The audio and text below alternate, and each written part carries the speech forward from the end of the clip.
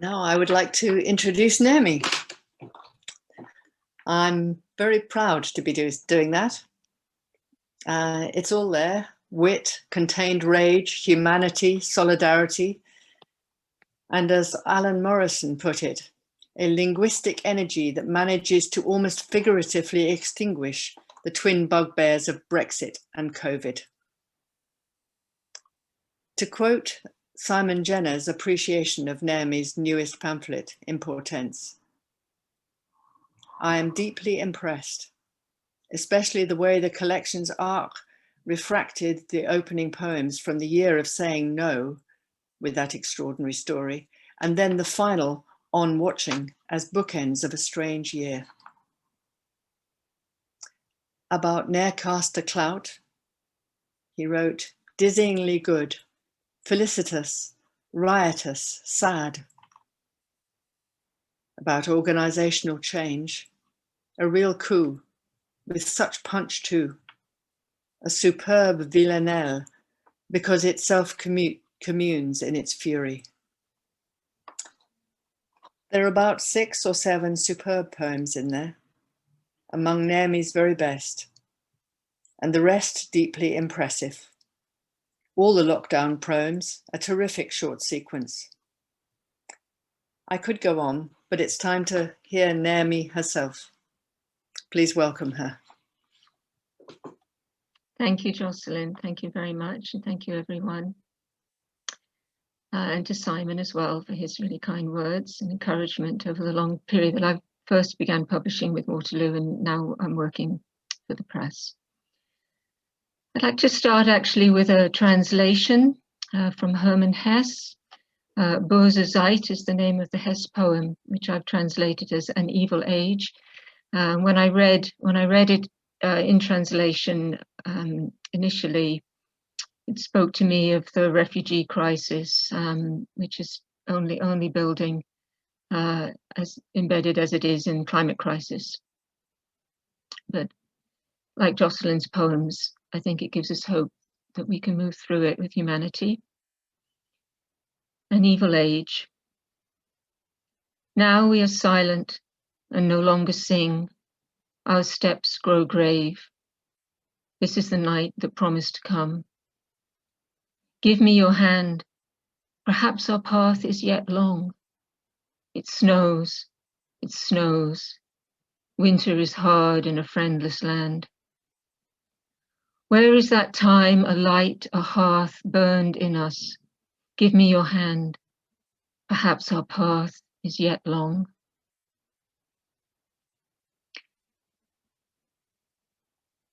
Brexit, of course, seemed to be also intertwined with the refugee crisis, kind of fueled as it was by xenophobia.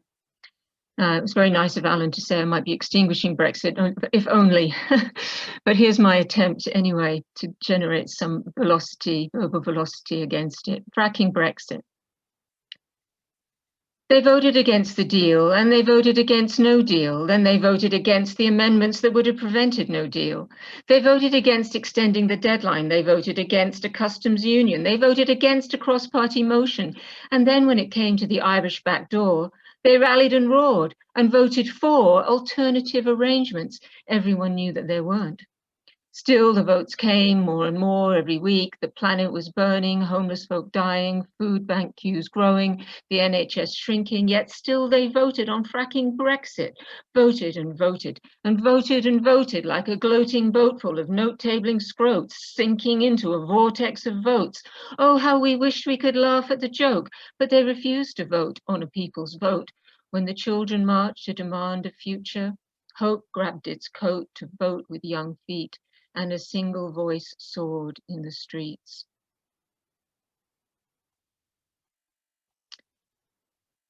Importents is dedicated to my father, Graham Riches, for all the values he instilled in me and the love he shows me and encouragement he gives me with all my various hats. He always, from the other side of the world, emails me whenever there is an election in the UK, whether it be a local election or the 2019 election, just to make sure I'm voting. So I'd like to dedicate this particular reading to Dad today.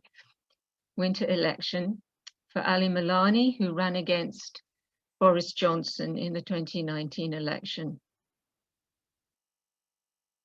A grey day, bone cold. In black coats, red scarves, we snuffle and shift on a pavement in suburban North London. Some brown, most white, some young, the rest of us grizzled and lined, a pack of aging hounds scenting at last that wild creature, hope. As light drains from the sky, we embark on the hunt, fan out through a tired council estate, rattle gates, ring bells, knock on doors, meet Jane, who isn't political, Rajiv, who has views but is unable to discuss them, Dawn, who wants to know why she's worked hard all her life and doesn't have any money. The Singhs, who, yes please, take a leaflet and poster. Hamid, who asks, how many MPs do I have? Doesn't know the one he has is the Prime Minister. The sky spits in my face but refrains from sleeting contempt. Are we hot on the tail of history or drag hunting, fake stink?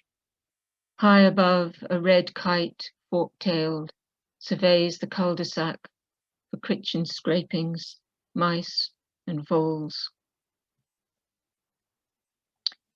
The next poem was written after the election, and it gives the pamphlet its title, Importents, which is a word I coined to describe my feelings after that election of impotence, yes, and also a very eerie sense of bad omens as this poem explores.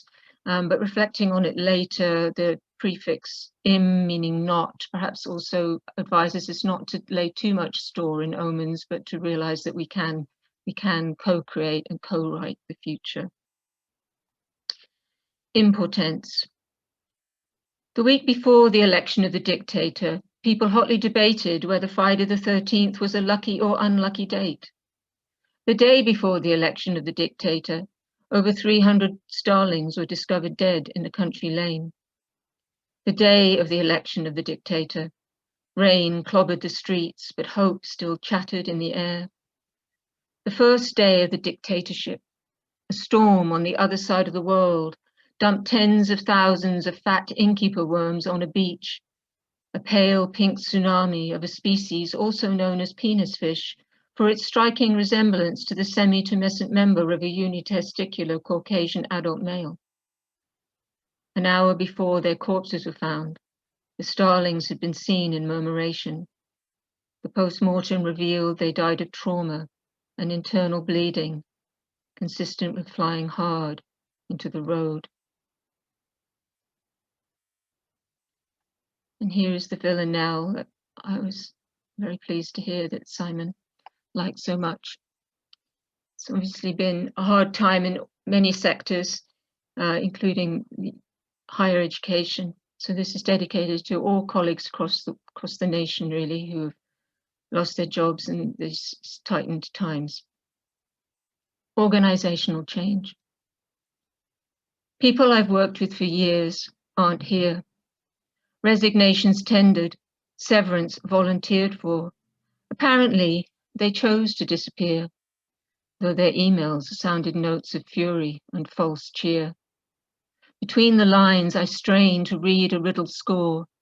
People I've worked with for years aren't here. There's to be no drama, we are told, no Shakespeare, restoration comedy, radio plays, or theatre visits anymore. Apparently, they chose to disappear. Along with paper roll calls, summer's leaves, mere remnants of a whole world being shown the door. People I've worked with for years aren't here. The blameless executioners have shed a corporate tear, but no gold fountain pens or encomia are in store. Apparently, they chose to disappear. My friends who loved their jobs, held words dear, now just echoes in this institution's hollow core. People I've worked with for years aren't here. Don't tell me that they chose to disappear. And then to end this set with a spell, to hopefully dispel some of the gloom. Near cast a clout till maybe out, a Brexit Bomb, which was written, as you may tell from the title, when Theresa May was still in power. but I think probably still holds true. For those who say hang the cost, just get on with it, Speedwell, Thrift and loose strife from the Northern Irish border. For those who are fine with white male politicians who dub themselves the Grand Wizards, hooded lip of weasel snout, wormwood, fringed rupturewort. For those who hate immigrants, snowdrops, wild garlic, pansies, lion's tooth, French sorrel, Spanish dagger, Italian toadflax, Irish spurge, Turkish squill, Russian vine, Algerian iris, Indian rhubarb, African pepperwort, Canadian waterweed, Greater Mexican stonecrop, Jerusalem sage. For immigrants, heartsease, morning glory, meadowsweet. For those who have become a bit smug, primrose, Jack in the pulpit. For those who have lost hope, the drooping star of Bethlehem. For those with a permanent pain in their sides, stitchwort, self-heal. For those who want Northern Irish cattle to ever graze over that border, buttercup, milkwort, cowslip. For the Scots, liberty cap. For those lost in the bog of misinformed public opinion, will-o'-the-wisp. For those who think she's doing her best, scentless mayweed. For those who think that orange-tufted toad over the pond could have done better, American skunk cabbage. For those who feel left behind, trailing tormental, wallflower, forget-me-not. For those who read the sun, ragweed, forked spleenwort, bitter vetch. For those who lied on buses, adder's tongue, false cleaver, common honesty. For those who realized too late those buses were lying, mugwort, rue. For those who stopped caring after the 15th Amendment, convolvulus, eyebright. For those who just want to go to sleep and wake up when it's over, lavender, chamomile, valerian. For those whose forefathers and foremothers fought and died for Europe, field of red poppies. For those who secretly find it all quite exciting, wild thyme. For those who, despite everything, still love their neighbours, daffodil, thistle, shamrock, tuberose, traveller's joy.